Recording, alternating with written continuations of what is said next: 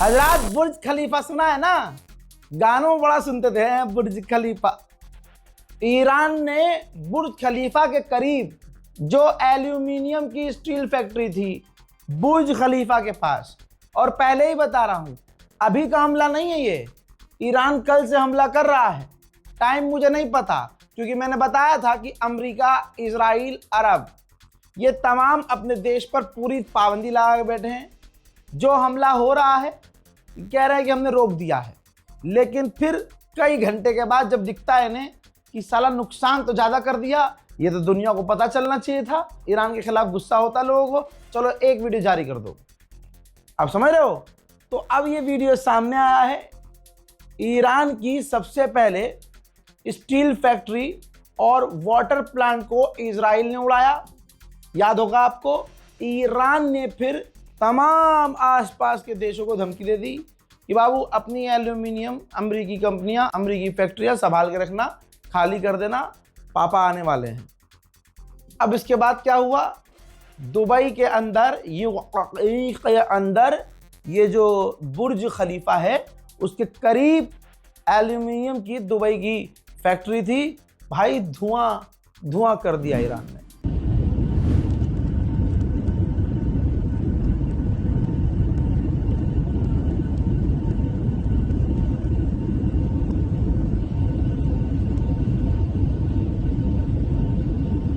अल्लाहु अकबर। आइए मेरी जान, ये देखिए, माशाल्लाह हबीबी, यहाँ मत आना कभी भी। ये इजराइल है। इजराइल की जो केमिकल फैक्ट्री ईरान ने उड़ाई है, ये उसके खूबसूरत मंजर हैं, शेयर कीजिएगा। और वो अपने बाप को बचाओगे नहीं, अपने पिछवाड़े को डिफेंस सिस्टम की तरह इस्तेमाल करो, मिसाइलें कैच करो जा जाके वहाँ। हजरात क्या ही बताऊं, केमिकल फैक्ट्री के बाहर जाकर इजराइल का एक पुलिस ऑफिसर बकलोली कर रहा था, यहाँ पर यह हो गया है, ईरान ने यहाँ ये मार दिया है, बताइए कहाँ पर। यहाँ तो आम लोग काम कर रहे थे, बोल ही रहा था, पीछे एक बार और धूम हो गया। देखिए אנחנו סגרנו כרגע את הכביש ואנחנו מולים פגישה של אנשים.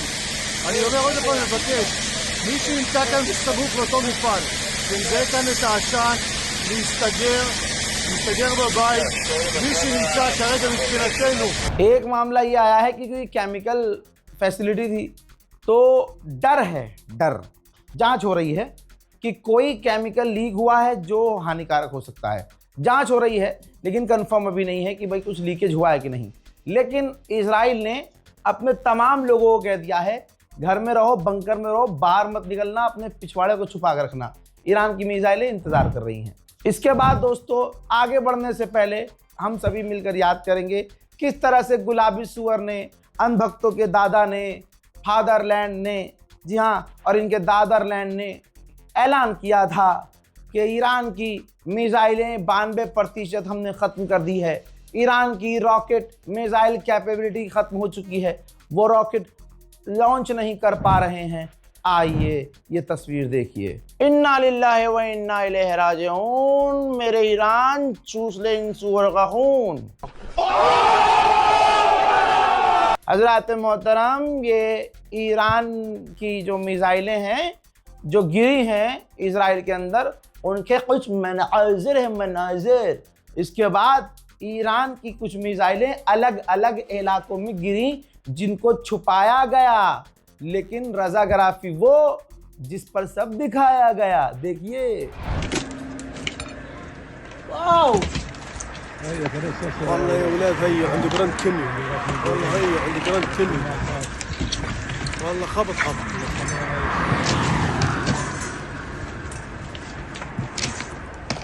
والله يا ولاد هي عندي جراند كيميو. والله هي عندي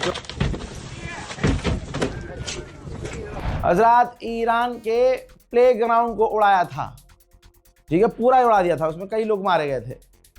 तो ईरान ने भी इजराइल के एक प्ले ग्राउंड को टच किया है, उड़ाया नहीं है, डैमेज किया है ताकि डर पैदा हो।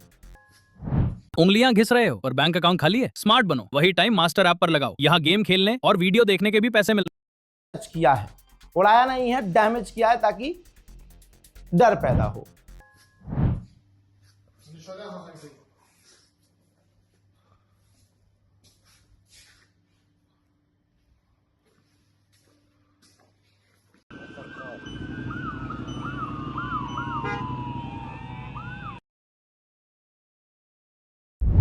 इसके बाद बादशाह खान यानी ईरान ने कहा है कि अभी तो हम और बड़े हमले करेंगे, बड़े टारगेट करेंगे अमेरिका और इजराइल में। मज़ा यहाँ पर आएगा कि कुवैत जो 4 दिन से कह रहा है हमने ईरान की मिसाइलें रोक ली, हमने ईरान के ड्रोन रोक लिए, अब खुद ही कह रहा है कि ईरान के हमलों में हमारे कुवैत के 10 सैनिक घायल हो गए। हजरात, उधर अंतर्राष्ट्रीय भिखारी ज़ेलेंस्की अब जॉर्डन पहुंचने की तैयारी में है कि जॉर्डन भी पहुंच जाऊं, वहां भी डील कर लूं, डिफेंस डील के बहाने उनका भी पैसा नोच लूं। उधर ईरान ने एक और अमेरिका का MQ-9 रिपर ड्रोन मार गिराया है।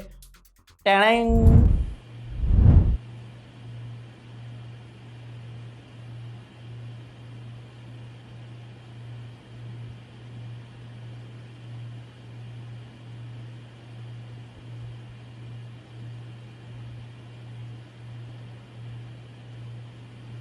यूएई ने लोगों को धोखा दिया, बिलियंस ऑफ डॉलर की प्रॉपर्टी ईरानियों की जब्त कर ली। जैसे वो बेचता है अपना पीआर, दुबई पीआर बेचता है, तो ऐसे ही बड़े बड़े बिजनेसमैन, ईरानी बिजनेसमैन ने वहाँ खूब प्रॉपर्टी खरीदी थी। 500 बिलियन डॉलर से ज़्यादा ईरानियों की वहाँ प्रॉपर्टी थी। तो हुआ ये कि यूएई के चूतड़ों में आग तो लगी हुई है कि ये तो हाँ, तो इसने क्या करा, किलस के अपने ही कानून पे थूक के उन ईरानियों की प्रॉपर्टी जब्त कर ली, बैन कर दी। जिसके बाद ईरान तो ईरान है भाई, ईरान ने ऐलान किया कि जो भी ईरानी परेशान है यूएई में और जिनकी प्रॉपर्टी को जब्त कर लिया है, घबराने की कोई ज़रूरत नहीं है, आप अपने मुल्क वापस आ सकते हैं। ABC न्यूज़ अमेरिका का टॉप का न्यूज़ चैनल है, देखिए। सुनिए यार, अरे सुअरो, अंधभक्तो, खामनाई की शहादत का मजाक उड़ा रहे थे ना? तुम अपने सगे बाप के नहीं हो, तुम पड़ोस की पैदाइश, नियोग की औलाद।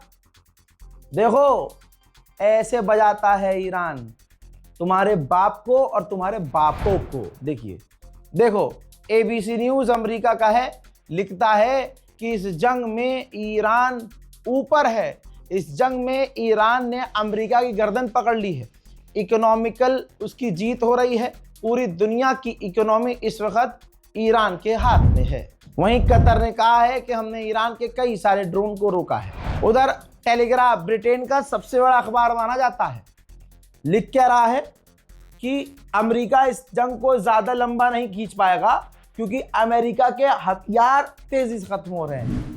IRGC के स्पोक पर्सन ने कहा कि गुलाबी सुअर झूठ बोल रहा है दुनिया से कि उसका नुकसान नहीं हो रहा है। डोनाल्ड ट्रंप को पता है कि इतना नुकसान कभी नहीं हुआ जितना नुकसान अभी हो रहा है।